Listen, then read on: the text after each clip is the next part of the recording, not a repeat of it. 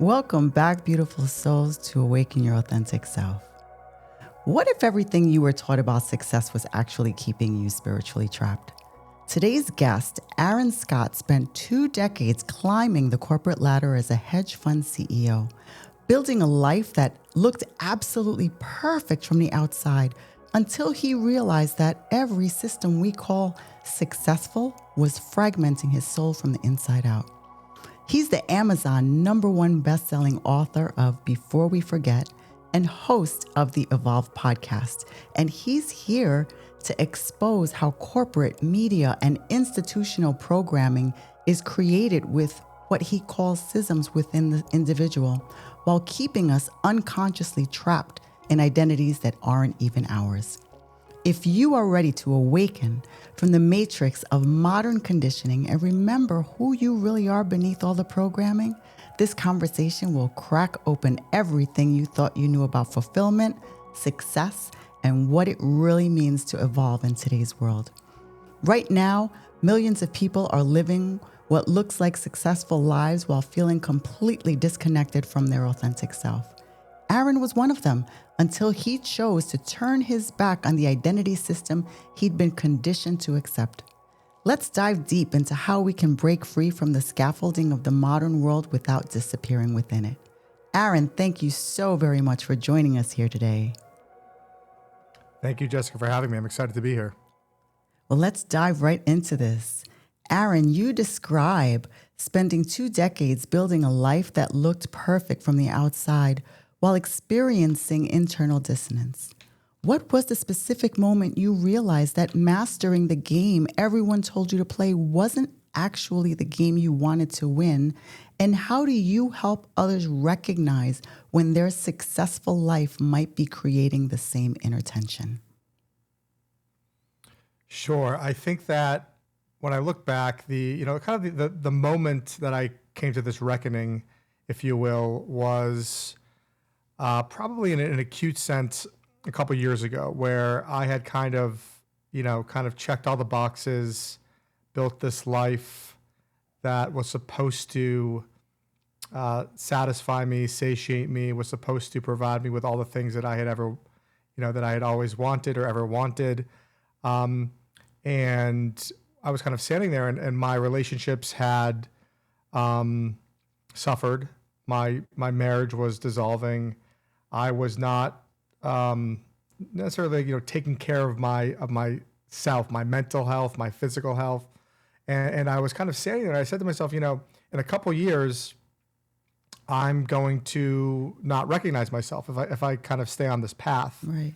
And I kind of had a choice. I said, I can continue down this path, or I can kind of like figure out what I'm missing here. What is it that I had been told would lead to success, would lead to a fulfilled life? What is it that I was unaware of? What is it that I'm missing here? What's going on? Because again, we are all sort of fed these narratives. We are indoctrinated, if you will, within a certain belief system, and this belief system is never questioned. It's never thought to be anything other than other than doctrine. Mm-hmm. We accept dogma blindly in many ways, and kind of a big part of my journey, and was really kind of the catalyst behind my book, was to peel back the layers on our inherited beliefs, on the way that we have structured society through our systems, whether they're economic, religious, education, what have you, and to dig deep and to see on a real, both practical but metaphysical level, kind of what this disconnect is. Why is it that I lived my life, I was nice to everybody, I worked hard, I was ambitious, I gave to charity, but for some reason it didn't satisfy me, and not it didn't satisfy me. It destroyed important parts of my life, the important parts that are what it's supposed to be all about, right? So again, this is kind of I kind of had this reckoning, and I said, I want to dig in here, and I want to kind of understand on a deep level. And obviously, an important part to, I think, all of these journeys and all these discussions that needs to be recognized is that all of these are really coming through, right, the individual lens. And in fact, I think when we talk about truth and dogma, for example, I think that this is kind of one of the biggest issues, because with these topics around awakening or spirituality or, psychology, they all must be anchored in the individual's truth, the personal truth, because this is where this kind of field lies, right? So, it was through my lens, right, in my own kind of the deepest crevices of my being, that I kind of was able to chart a course into this journey of discovery, into how these systems impacted me, how my upbringing impacted me, how these indoctrinated beliefs impacted me. And it was from that framework that, again, I'm looking to help people not get caught up not get really kind of twisted and pulled by a lot of the external systems that we, again, think are neutral, that we think are not impacting us, but are in truth hugely impacting us and are hugely manipulating our consciousness, whether we realize it or not. Right. I completely agree.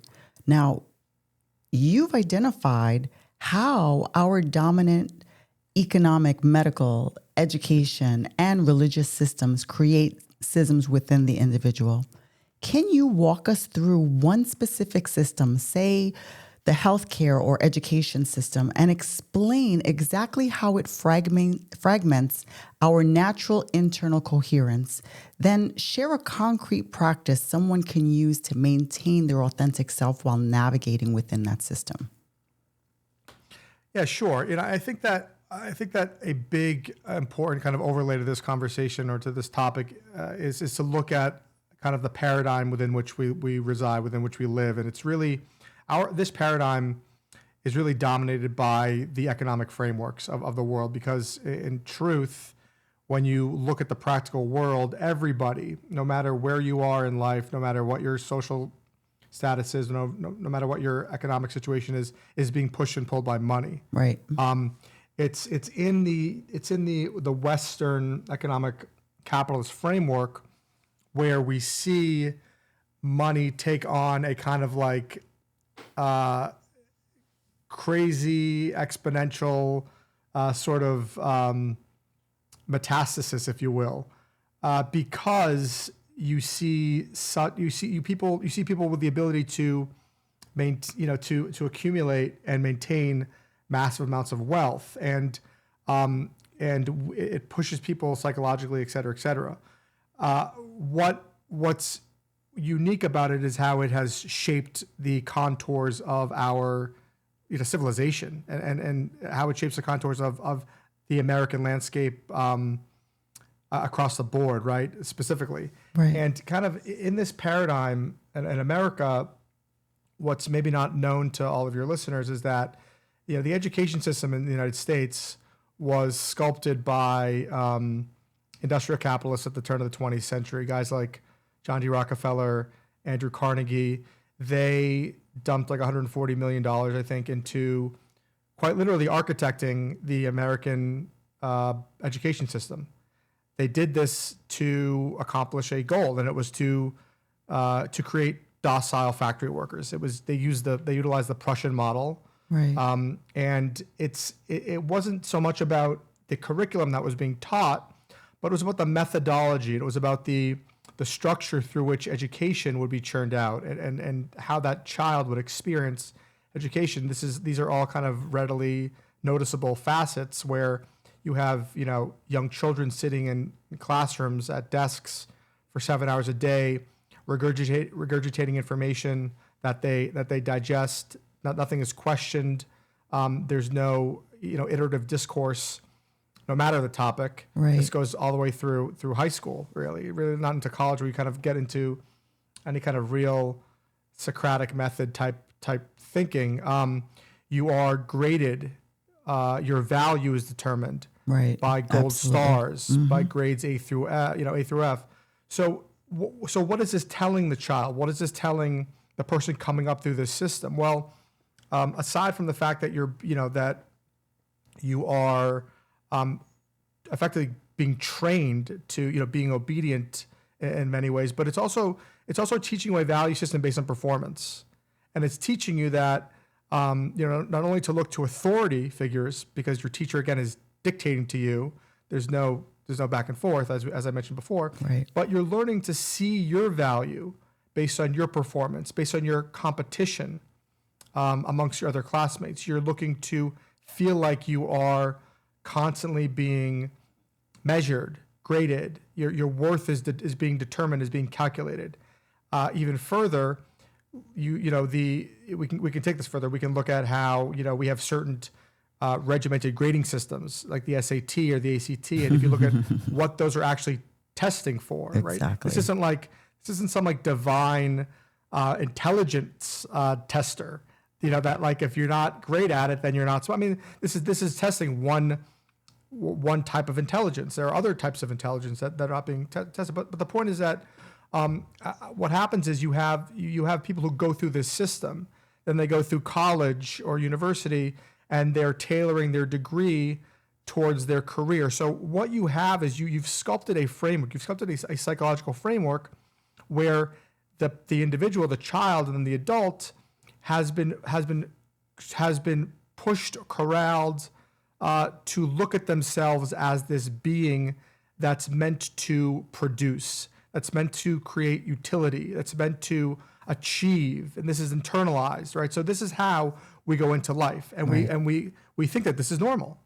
It's normal to our current framework, our current economic model, our current economic framework, but it's not really normal. It's manufactured, it's synthetic, and people aren't aware of it. And it's kind of interesting because to answer the second part of your question, we talk about what's the repercussion of this? Like, who cares? It's good to have ambition. It's good to have financial stability and success. Yes, but that's not the whole story, because it's about what is driving you. If what's driving you is to survive, if what's driving you is to make money so that you can get by, if what's driving you is to take a job because you have the opportunity of making a lot of money, well, what are you really doing? You're not satiating your true ambition. You're not satiating what truly nourishes you. Right. You're practicing something as a means to an end. And what happens is it's hugely fragmenting, because what you're doing is you're severing the part of you that truly enjoys something, that seeks I don't know what might it be. Let's say you really enjoy painting, or you really enjoy computer programming, or you really enjoy, whatever it might be. Maybe you enjoy laying brick. It doesn't really matter. But when you're taking a job at a tech company, or a healthcare company, or a financial services company, you're not doing it to satiate your true natural ambition, and that is hugely psychologically taxing, and it creates real trauma in people, and people don't realize it, because again, all this stuff is normalized. And then we can get into kind of like how this ecosystem kind of grows. But then you have, you go through life, you end up, you look to numb yourself, you look for distraction, you look right. to disconnect from the pain that you've curated unknowingly, right? So again, to kind of back up, this is the framework through which we view our life. We have viewed our life as beings set to produce something, set to create something for an economic system, or not just for the economic system, but to survive within the economic system and thrive. And we have cut ourselves off from really everything else. So that, I hope, is a kind of like quick overview to give you an understanding of kind of like this construct here, but it's hugely pervasive. And again, it doesn't stop when you graduate from grade school. It leads into, because again, these are the formative years of your life. So it leads into how you look at yourself and the world around you. That's one of the reasons why I chose to homeschool my children. They were born, they were very intelligent and speaking and doing math and all these things at very young ages. And actually my oldest son got thrown out of kindergarten And the principal actually called me in his office about 2 months in and said, I don't know what you're going to do with your son. I said, well, I guess I'm going to have to find another way to educate him, one that works. Right. And I chose to go that route. And it was through still through a school system, but I had the flexibility of allowing them to be creative and, allowing them to have a thought process in regards to what it was that they wanted to learn. And I think that that's huge in guiding them towards having a sense of individuality. So, I mean, that's really what it should be all about. So, God bless you for taking that course of action, because at the end of the day, and I didn't mention this, but a child's natural way of learning is not linear. It's not this linear path that we're told. It's hugely circular and up and down and all around, and there's an emotional component to it, right? I mean, all of this stuff, the intuitive part, the personal relationship, they have to touch, smell, feel, like this is all part of the learning process. School doesn't nourish this. No, it does and not. It's funny that like this always kind of like struck me at my core. Why is it that it's against the law for you if you elect not to send your kids to school? Like it's just I always find it interesting how like what the government views as what's virtuous and not. Like it's okay that people go without health care, exactly, or go hungry, exactly, homeless. If they don't right, but if they don't get pushed into this indoctrination camp, then you're going to jail. Like, it's like there are these little kind of like hypocritical structures that exist in our world, that in our society, that I always found so interesting. This is really one of those. They make you really consider the bigger agenda. Absolutely. Right. Well, Aaron, you also mentioned that truth has become a currency of control, and that we're witnessing a crisis of meaning beneath information overload.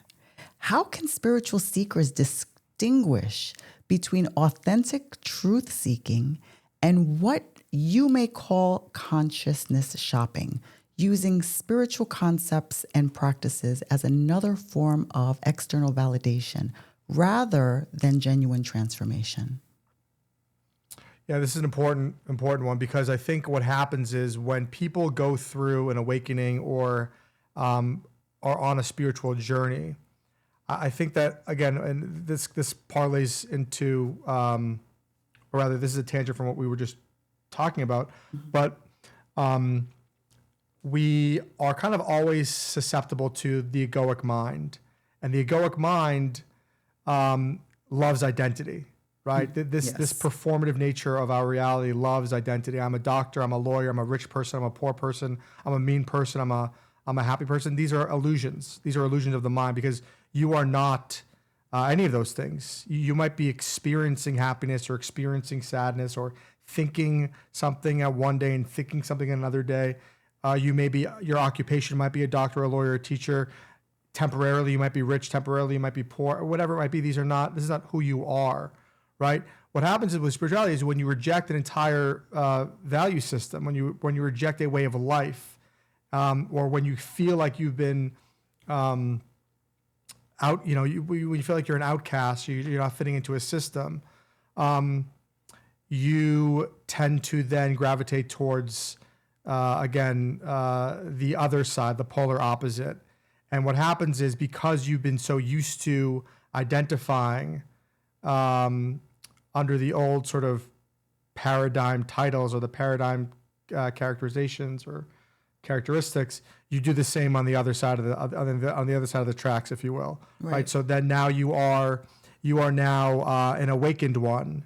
You are now a chosen one. You are now a spiritual guru, right? I mean, this is great. This is what you want to do. This is what truly nourishes you and this truly satiates you. But it's about detaching from the identity. It's about making this not about some external marker or some internal illusion, abstract concept that you've created in your mind. It's about finding your spiritual journey in your own truth. Again, if you want to be a spiritual guru, or if you want to be a fairy dancing around in a forest channeling spirits, that's great. Like, if that's what, but don't discount your personal connection. This is all about your individual, your personal truth. And I think I think that oftentimes people again, incorrectly connect with again their egoic mind, where they're seeking this superficial identity. What also happens is in this capitalist paradigm is wellness and spirituality becomes commodified, and it becomes sold, and it becomes franchised, and you are seeking you find your spirituality and your health through a meditation retreat, or through your yoga class, or through these practices. In truth, should be part of your everyday regimen. They should be just as common as waking up and brushing your teeth in the morning. Right. This Absolutely. is like a problem with society, right? This should be part of the everyday routine. And when we live so far aligned with kind of the masculine archetypal forces, and so disconnected from the feminine archetypal forces, we look at these practices as off the run, or strange, or disconnected from reality, when in truth, it's what we've all been missing. It's what we've all been looking for. So this is kind of how we see this on a personal, and then also on a sort of societal, collective, through economy level, how that transforms or metastasizes again, because it's all everything is relative. Everything is from where you've come. Right? Everything, and that's when you come again from this current construct, and you start bleeding into this other area, you don't get to just kind of forget where you came from. It's going to impact impact your relationship with this newfound belief system, or this newfound journey, this newfound path, and it can be easily marketed and sold. And when everything is for sale, nothing is sacred. That's absolutely true. I oh my goodness, I agree with that 100%. And it's funny because recently I kind of had one of those, I don't know what you want to call it, a reawakening, a second awakening, whatever, where I went through that whole identifying process. And I was 16 years in the corporate world. My listeners know this. I just recently left. And September 1st of this year, I was like, I'm done after 16 years. I said, I can't even identify with anything that I'm doing or who I am when I'm here anymore.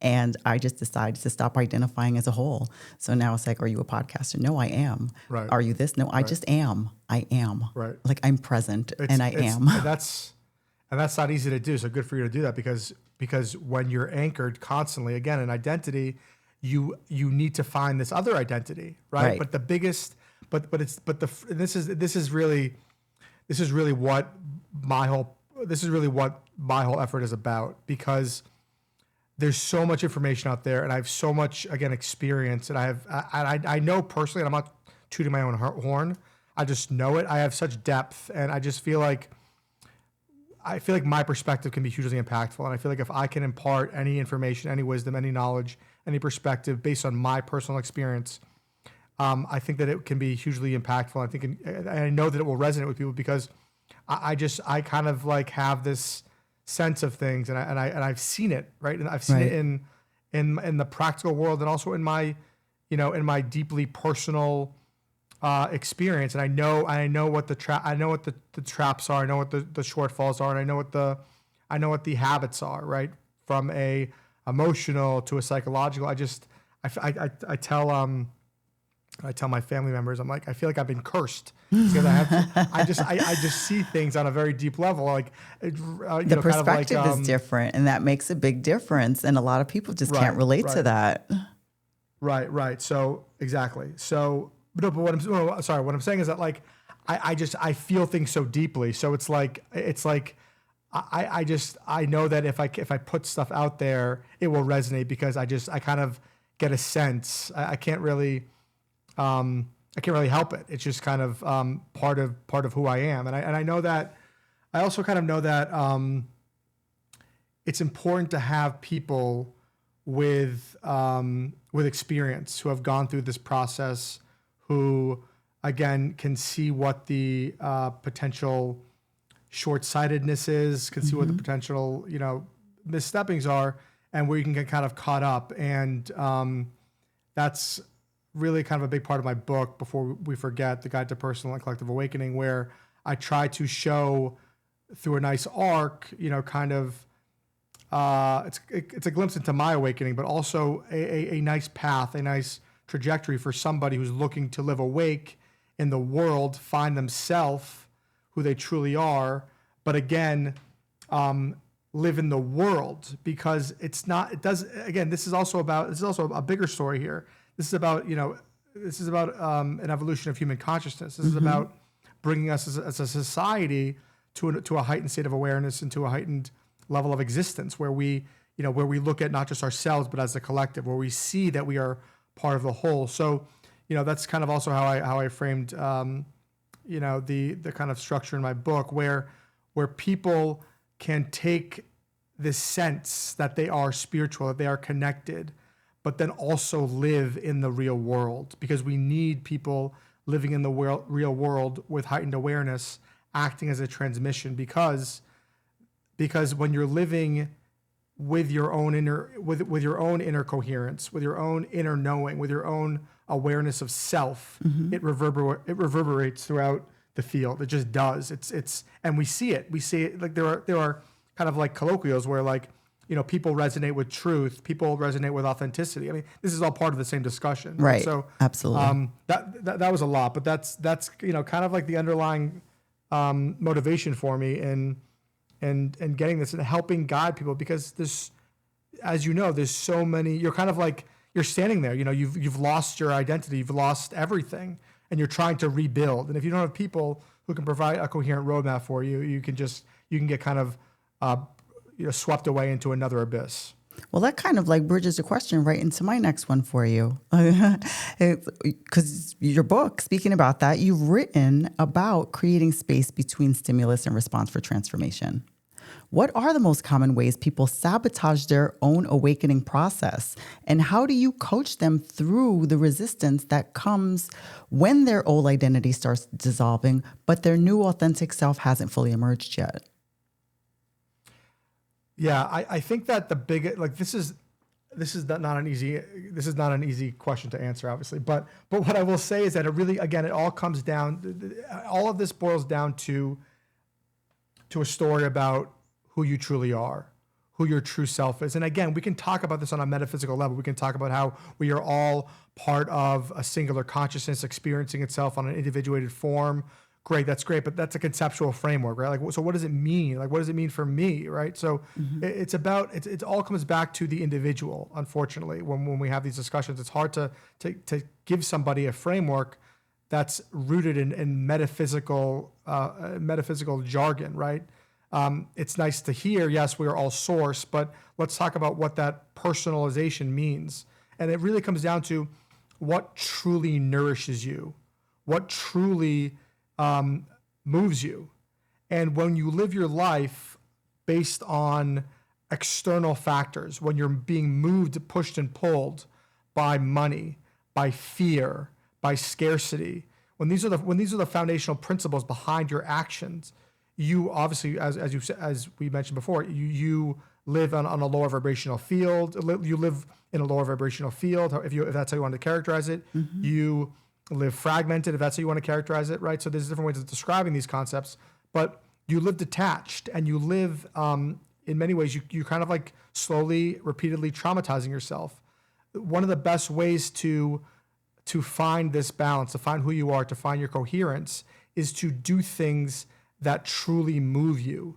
And I know it sounds simpler than it is, but this is really kind of what it's about. And it's about starting small, right? So it's not saying quit your job and then, move to a commune. It's about, finding or move to Spain. Although I am secretly jealous of you for doing that. But we'll talk about that. I mean, I live in Manhattan, so I live in the belly of the beast. Right? I grew up in New York, so yeah, I get it. Okay, there you go. So it's about finding times for yourself to reconnect. It's about figuring out, because most people don't even know who they truly are, right? So but it starts with, what do you enjoy? Do you enjoy walks on the beach? Do you enjoy listening to heavy metal? Do you enjoy listening to rap? I mean, whatever it is, like, do something that you enjoy and try and just build slowly. Because all this stuff takes training, all this stuff takes time, all this stuff takes a little bit of work. I don't think that that this kind of practices really work because you're kind of doing what you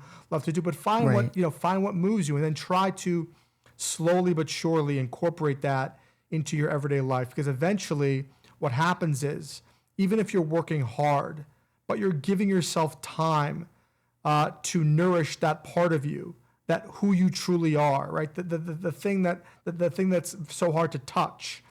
This is what, once you get there, you'll know it because you'll feel it, right? This is kind of what it's about. And what you find is that when you're not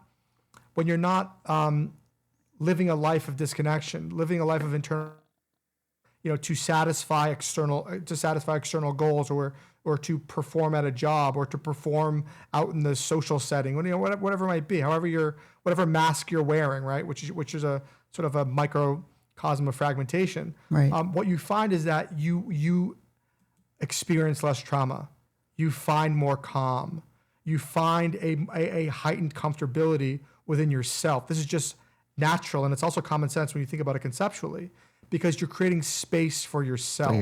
And this is, and so this is kind of like a first step practice. And again, practices like meditation are essential. Practices like breath work are essential. These should all be kind of part of it, because what you're doing is you are effectively, in these practices, you are disconnecting in many ways from the external world. And by the way, you're disconnecting from your thoughts, right, and your emotions as well, which people identify as who they are, but are not who they are. As I said before, you're experiencing your thoughts, you're experiencing your emotions, but don't let those things dictate to you who you are. Like, don't let them overpower you. Find your coherence, and then utilize your thoughts and your emotions. If you're operating from a place of dysregulation, right? If your nervous system, for example, is dysregulated, if you're operating from a place of fear or numbness, or you're not going to be able to connect with your essence, right? This is kind of what these exercises and these topics are really about. So that's kind of how I look at it. Hopefully that answers the question in scope and depth to your liking. But it's a hard one to tackle. Oh, I've been told to ask some hard questions. I'm not scared of them. Well, let's talk about your podcast for a moment, the Evolve podcast. You've said mainstream media functions as gatekeepers rather than watchdogs. How do you approach hosting conversations that help people develop what you call intuitive discernment without them simply adopting your perspective as another authority? What's your method for encouraging independent thinking while still providing valuable insights? So the trick to this one is really giving people complete knowledge and complete truth, which we all know does not happen with mainstream media. Mm-hmm. We all know doesn't happen with power structure narratives. We all know it, right? We're starting to see it. We've seen it recently on an acute level, I think post-COVID, where we've had these amazing revelations through social media, where we see narratives being framed, disinformation, misinformation campaigns. We see it in the political landscape. We see it in the healthcare landscape. We see it in the food landscape, right? So we've been disconnected systematically from truth, right, from information, and the way to provide people with I believe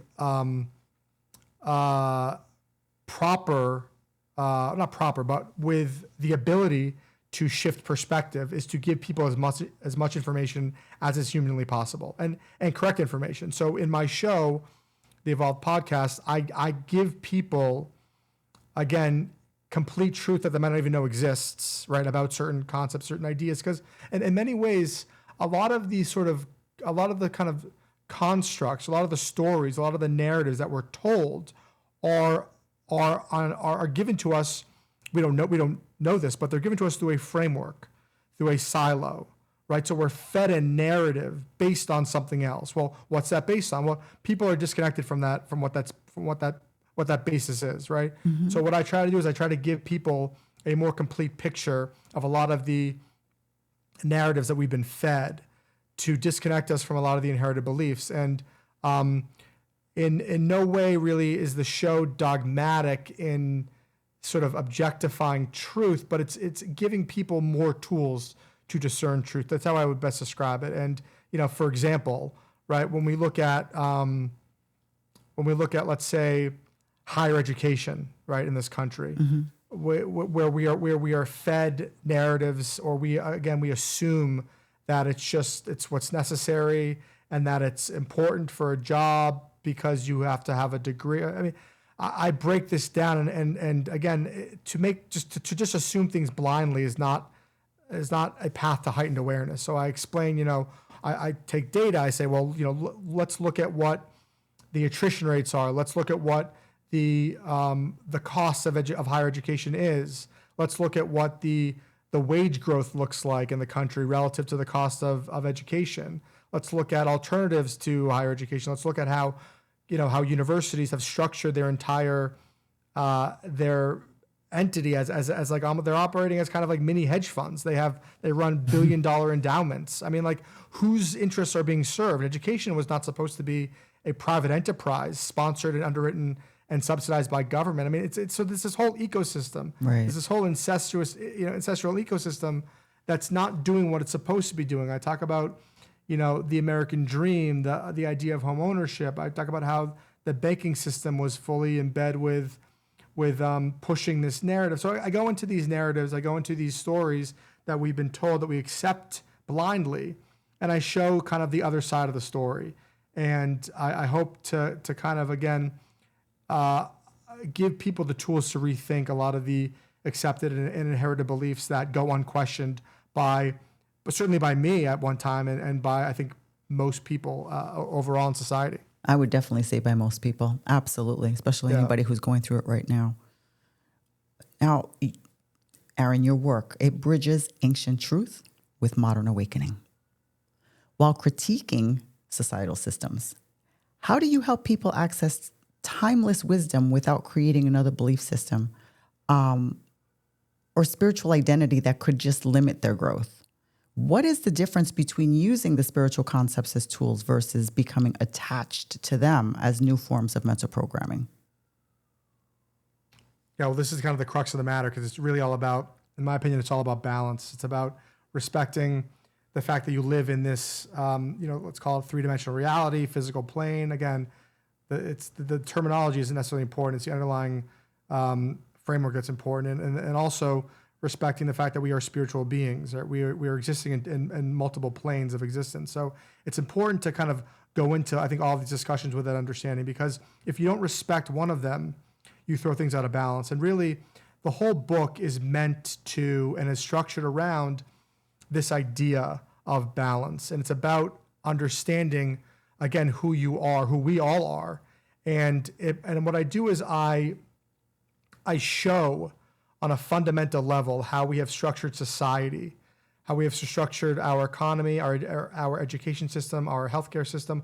All of these sacred systems, all these sacred institutions have been structured to serve the institutions and the systems themselves, not humanity. They're supposed to be structured to serve humanity, right? But now humanity serves these systems, right? And so I take that as kind of like a fundamental framework, and I take a step back and I say, look, this is the world we live in, right? And I say, well, what fundamentally, on a metaphysical level, on a real fundamental level, is going on here, and what can we learn from ancient truths, ancient wisdom that we've forgotten? And I parlay that into I parlay that into the context of this idea of divine intelligence. And I talk a lot about, and I think in a real accessible way, I talk about the metaphysical nature of our reality. I talk about the divine intelligence that you would have to be blind to not notice in the everyday world, right, in the world around us. Mm-hmm. And I talk about how we've been disconnected from that divine intelligence. I talk about the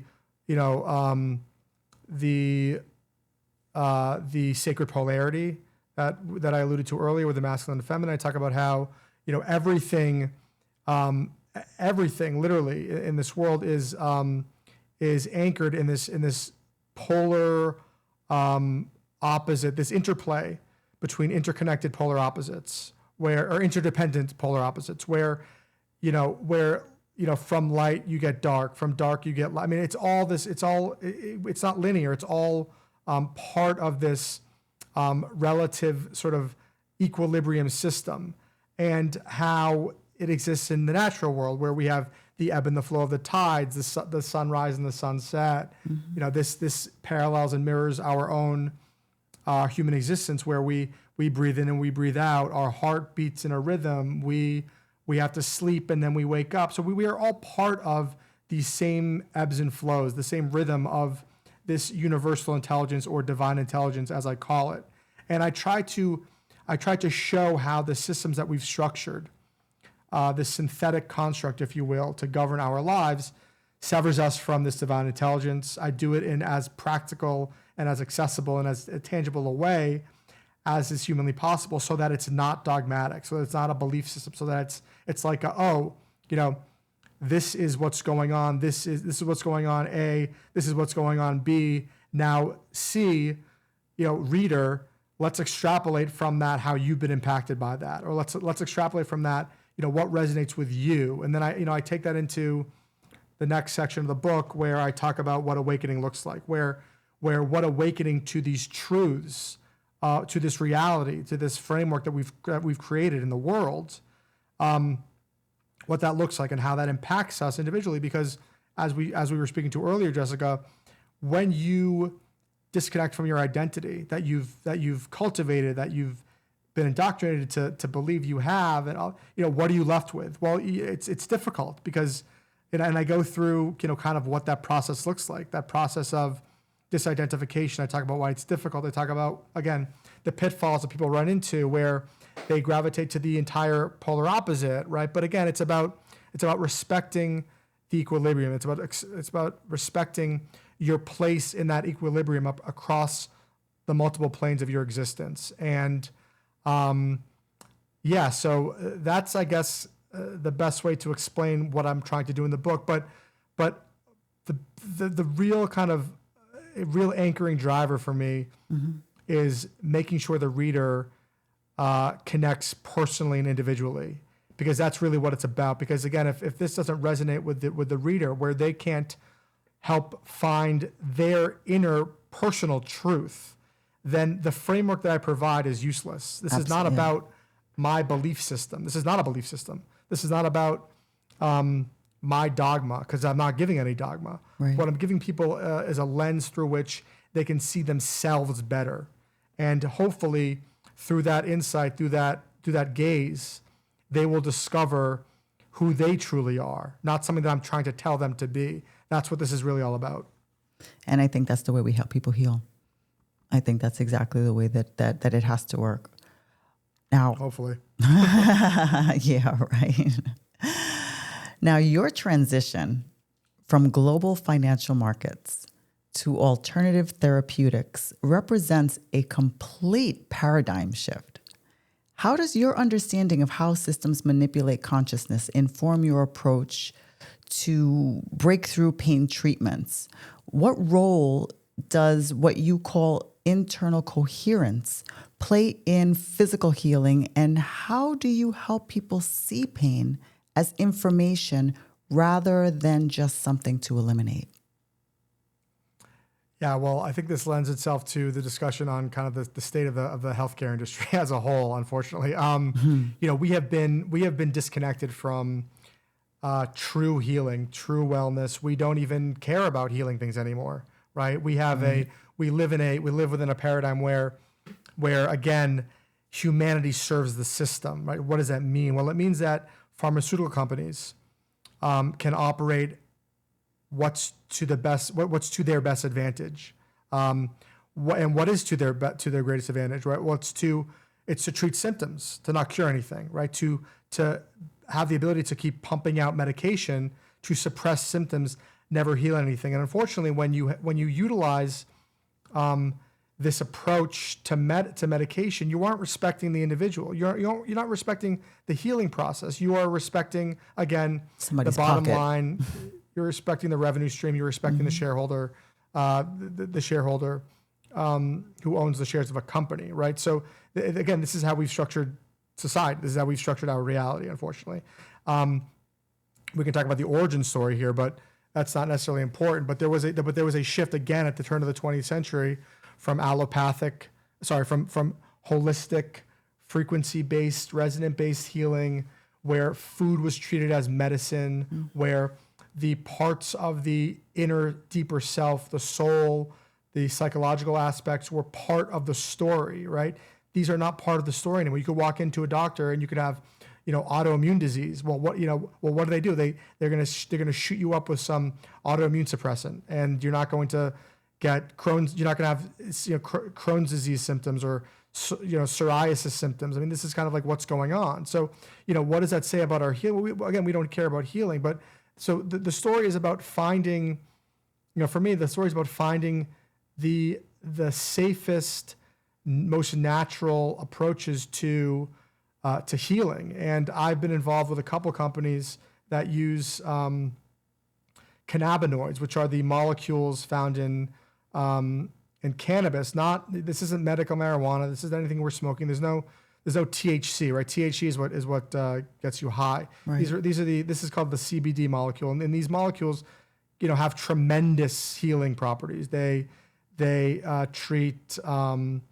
They're incredible at inflammatory diseases. They're incredible at treating inflammation. They're incredible at pain management. So I work on finding use cases for this approach to this is safe and healthy and natural, and it coheres with the physiology of the human body. So which is actually remarkable. They discovered like transmitters that like are naturally binding, which is actually crazy. But That's in any amazing. event, yeah, it's crazy. So I that's kind of where I've been focused recently. But again, it's about kind of like shifting the paradigm. It's about using healing and using medicine and using therapeutics to actually cure, to actually provide a sustainable method of healing for people, which we have been detached from. And again, all this stuff becomes like habit, right? It's like we don't we get a headache, we grab the aspirin. Oh, we have this, we go to the doctor, and the doctor habitually, prescribes medication because this is like part of their program, right? Mm-hmm. So it's about, again, seeing things for what they are and recognizing that maybe the course that we're on, or maybe the structure that we've sanctified isn't the best way, and looking and spending the time and looking for alternatives to all different approaches to the way we live our life. You speak on autoimmune diseases, and I actually got diagnosed with one myself back when I was in New York. And for 4 years, I was diagnosed with spondyloarthropathy, which is an inflammation of all of your joints. And you get every arthritis, including then you have ankylosing spondylitis, and then also Crohn's disease. And I found that when I moved from New York to Florida, was right when COVID hit and shut me down from all my doctors. And I had nobody to give me my 6-hour infusions or to give me my medications. And I finally said, you know what? I'm going to do this on my own. I know that the warm weather has always helped me. I love being in the ocean. I love what I call my big giant saltwater bath, my Epsom salt bath. And I found that in doing things naturally, I cured most everything. And the funny thing is, moving to Spain has actually eliminated the Crohn's disease, which now I attribute to the food in the United States. Well, I was going to say we've created such a nice machine. And I talk about this in my book, where we have foods that are contaminated with heavy metals. We spray our food with glyphosate, which is known, right? I mean, it's funny how in the States we debate whether it's carcinogenic, but like everywhere else in the world it's carcinogenic because, I mean, special interests prevent the authorities that are supposed to protect us from actually protecting us in many ways. But we've poisoned our food supply. We not only have we poisoned our food supply. Everything has bioengineered products in it right now. Everything's GMO, right? We have, but also people gorge on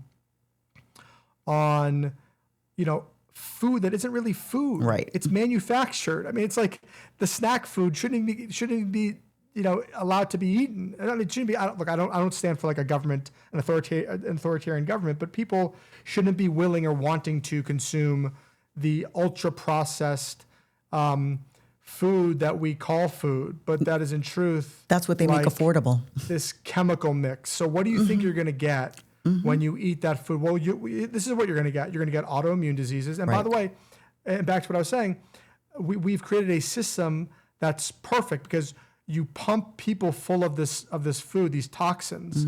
You put them in a stressful work environment, to a stressful world, where they're driven by fear, they're driven by their ego, their survival instincts. And what's it going to do to you? Well, you rush to the doctor, and then the doctor writes you a script. It's a beautifully well-oiled machine. Oh yeah, and then that one medication makes you sick and gives you another medication for that symptom, and absolutely, it's a never-ending story. Exactly. And you wake up, and 10 years later, you went from one medication to 4 medications, like nothing ever happened, right? And so this is, but this is the ecosystem that we've sanctified. This is the system that we've declared to be normal. Again, a big part of my book is peeling back this idea of normalcy and showing it for what it truly is, and it's asking us to question this view of normalcy and what we call normal, and making people recognize that just because things are the way they are, it's not how they have to be. Right. Which is so interesting, and very quickly I had my own experience with I had psoriatic arthritis.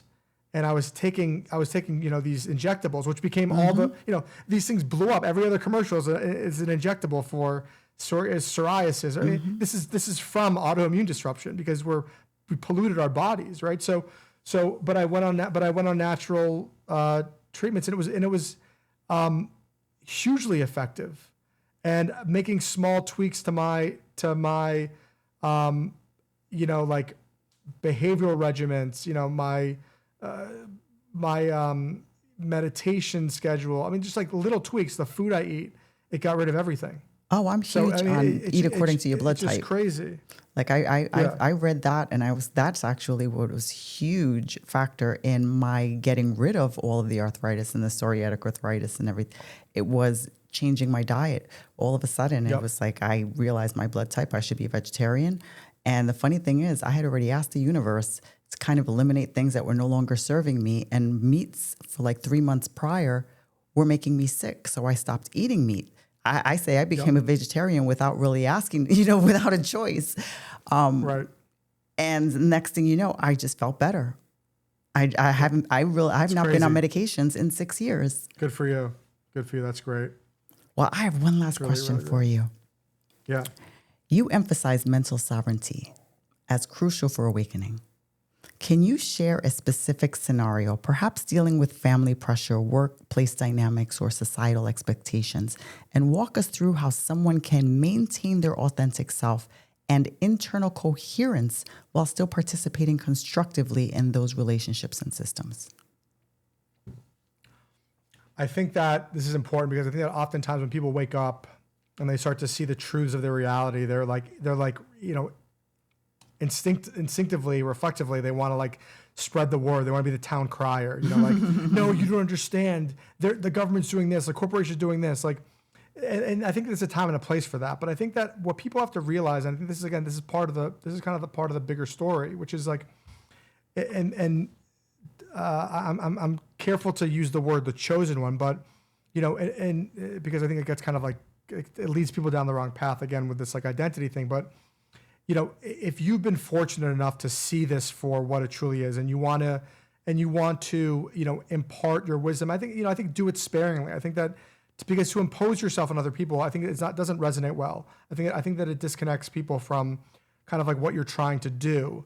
And I think that you should kind of like be a little bit selfish in the situation and really look for your newfound understanding, your newfound awareness, your newfound sovereignty. And just kind of like use it for yourself and use it to improve yourself. You've been given this insight. You've been given this ability or this willingness to find this truth or find your truth and find your meaning, and to kind of, again, to kind of be a little bit greedy about it, like use it for you. Right. Focus it because other people are not going to be able to see things through your perspective. I think that you need to be kind of filtered and choosy with how you do it. I think that, with social media, I think it's great because you can kind of find a receptive audience there of people who are looking for information on a lot of these topics, and you can share. But like, I think, I think that to kind of impose yourself on people that are clearly either not interested or haven't been interested or are disconnected, it's not going to change them, right? So this is kind of like important. One of the kind of biggest or best ways, I think, to find sovereignty in these current paradigms is, again, to kind of operate with awareness and to understand how not just the systems, as we were speaking to before, impact you, but also kind of how like the sort of, not just the macrocosm, but also kind of like the microcosms impact you. Like take media, for example. When you're obviously, there's the narrative story where misinformation or disinformation, but when you're watching a movie, if you can understand the kind of like the architecture, the blueprint behind the whole production, where now people don't think about it, but you feel it, right? Like you're sitting there, and then like the dark light comes in and the creepy music comes in, and then somebody jumps out of the behind the door, and then there's like the big rush of adrenaline that you feel, and the music gets louder, and it comes in with like an explosion. Like this is all manufactured, this is all engineered, and it's done so to foster reactivity. This is the secret sauce here. So so if you can look at things for what they are, if you can identify those things, if you can say, okay, look, I'm enjoying this movie, but knowing how it's operating, and using it as kind of a mirror for yourself, right? Noticing how social media impacts you, noticing how it's making you feel, being aware. Mm-hmm. This is how you regain sovereignty. Because in truth, what you give your attention to, you give your life to. And if you can operate conscious, if you can operate with awareness while still enjoying the pleasures of life, you regain your sovereignty. Because again, you are not operating unconsciously. You are operating and living in the world consciously. And this doesn't mean that you have to, disconnect or, denounce everything. You don't have to denounce. You can like a colorful pair of shoes. You can like, eating a, whatever it might be. Again, this is like kind of like one of the shortfalls of religion, where like, your body is sinful and you must fast at this time, and you must do that. I mean, like, I think these kind of like dogmatic teachings are just complete BS. And it's about balance, and it's about respect, and it's about living your life with awareness and understanding that you're doing it to enhance your life. You're doing it to enhance your lived reality. You need to listen to my last episode, Religion versus Spirituality, because I went there. I could go on. I definitely went there. We'll do a 4-hour episode on that. I've spent years. I mean, I'm telling you, I spent years looking into religions, all belief systems in the East. Really kind of really understanding. I probably read close to 60 texts, wow. aside from the large texts, aside from like the Quran, the Torah, Old Testament, New Testament. I mean, you name it. So I've gone down that rabbit hole for sure. Well, Aaron, thank you so much for having the courage to share your journey from corporate programming to authentic awakening with such raw honesty. Your vulnerability about the fragmentation we all experience within these systems is exactly what our community needs to hear. Thank you. Thank you, Jessica. I really enjoyed it. And beloveds, Aaron just revealed how our dominant systems create internal fragmentation while promising external success, and why the path forward requires what he calls conscious awareness as daily practice. His book, Before We Forget, is that exact roadmap from corporate programming to authentic awakening, showing you how to reclaim your divine power to reshape reality and from the inside out. But here's the thing. Awakening isn't a one-time event. It's a daily practice of recognizing where you're participating in programming versus creating from your own authentic truth. Aaron's podcast, The Evolved Podcast, is where he continues these deep conversations about inherited beliefs and why truth and heightened awareness is crucial for our evolution. So when you get a chance, grab Aaron's book, Before We Forget, because the systems that built our modern world weren't designed for human fulfillment. But Aaron shows you exactly how to remember what quietly endures within you, waiting to be awakened. Subscribe to the Evolve podcast, visit his website, and start noticing today, where are you unconsciously accepting programming versus consciously choosing your reality? And if this conversation cracks something open for you, please hit that subscribe button and hit the little notification bell, because we're building a community of soul-led seekers ready to rise into their fullest expression, one authentic moment at a time. Until next time, I'm Jessica. Keep awakening, beautiful souls.